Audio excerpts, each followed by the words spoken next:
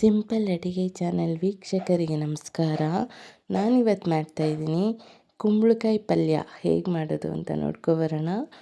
ಕುಂಬಳಕಾಯಿ ಪಲ್ಯ ಮಾಡೋದಕ್ಕೆ ಕುಂಬಳಕಾಯಿನ ನಾನು ಚಿಕ್ಕ ಚಿಕ್ಕದಾಗಿ ಕಟ್ ಮಾಡಿಟ್ಕೊಂಡಿದ್ದೀನಿ.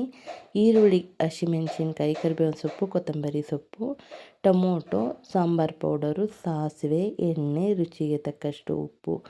ಇವಾಗ ಹೇಗೆ ಮಾಡೋದು ನೋಡ್ಕೊಳ್ಳೋಣ. ನೋಡಿ, ಒಲೆ ಮೇಲೆ ಒಂದು ಬಾಣಲಿ ಇಟ್ಕೊಂಡಿದ್ದೀನಿ. ಸ್ವಲ್ಪ ಎಣ್ಣೆ ಹಾಕ್ಕೊತಾ ಇದ್ದೀನಿ ಒಗ್ಗರಣೆಗೆ. ಸ್ವಲ್ಪ ಸಾಸಿವೆ, ಇವಾಗ ಕಟ್ ಮಾಡಿ ಇಟ್ಕೊಂಡಿರುವಂತಹ 2 ಈರುಳ್ಳಿ, 4 ಹಸಿಮೆಣಸಿನ್ಕಾಯಿ, ಸ್ವಲ್ಪ ಕರಿಬೇವಿನ ಸೊಪ್ಪು ಹಾಕ್ಕೊಂಡು ಒಗ್ಗರಣೆಯಲ್ಲಿ ಫ್ರೈ ಮಾಡ್ಕೊತಾ ಇದ್ದೀನಿ. ನೋಡಿ, ಈರುಳ್ಳಿ ಎಲ್ಲ ಫ್ರೈ ಆಗಿದ್ದಾದಮೇಲೆ ಕಟ್ ಮಾಡಿ ಇಟ್ಕೊಂಡಿರುವಂತಹ 3 ಟೊಮೊಟೊ ಸೇರಿಸ್ಕೊಂಡಿದ್ದೀನಿ, ಚಿಕ್ಕ ಟೊಮೊಟೊ 3.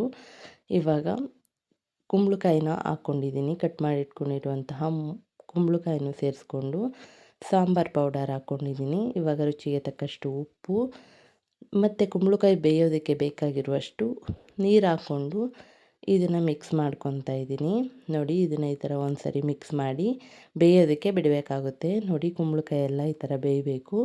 ಈ ಟೈಮಲ್ಲಿ ಕುಂಬಳಕಾಯಿ ಬೆಂದಿಲ್ಲ ಅಂದರೆ ಇನ್ನು ಸ್ವಲ್ಪ ನೀರು ಸೇರಿಸ್ಕೊಂಡು ಚೆನ್ನಾಗಿ ಕುಂಬಳಕಾಯಿನ ಬೇಯಿಸ್ಕೊಬೇಕಾಗುತ್ತೆ. ನೋಡಿ, ಇವಾಗ ಕುಂಬಳಕಾಯಿ ಎಲ್ಲ ಬೇಯ್ತಾ ಇದೆ.